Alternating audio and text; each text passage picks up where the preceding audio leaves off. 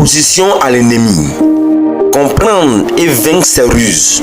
Dans un cercle uni, des hommes et des femmes tiennent fermement leurs mains, symbolisant leur solidarité et leur force. Mais à l'extérieur, un esprit invisible rôde, cherchant une faille pour s'infiltrer. Il ne peut pas entrer tant que l'unité est solide. Alors il observe, il cherche les blessures non guéries, les rancunes cachées, les cœurs remplis d'amertume. L'ennemi cherche une brèche dans l'unité. Là où il y a l'orgueil, la jalousie ou la colère non maîtrisée, l'ennemi trouve une porte d'entrée. Il sait que, tant que le groupe reste soudé, il ne peut agir. Mais dès qu'il repère deux personnes en conflit, il voit son opportunité.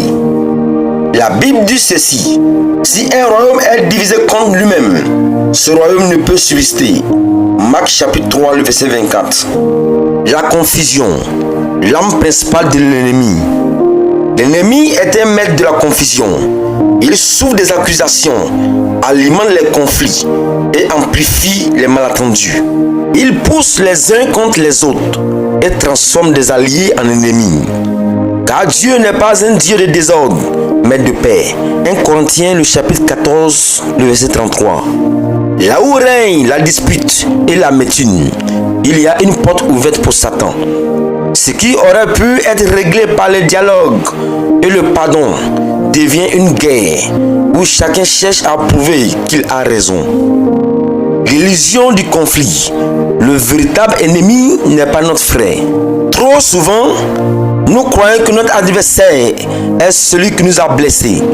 Mais en réalité, l'ennemi est celui qui souffle sur les braises du conflit.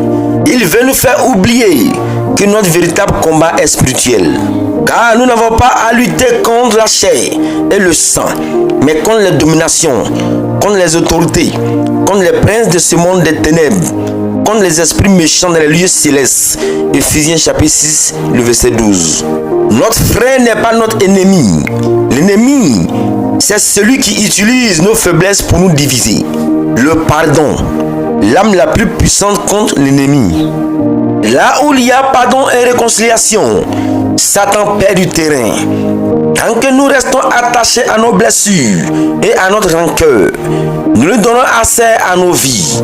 Colossiens chapitre 3, le verset 13 nous dit: supportez-vous les uns les autres, et si l'un a sujet de se plaindre de l'autre, pardonnez-vous réciproquement. De même que Christ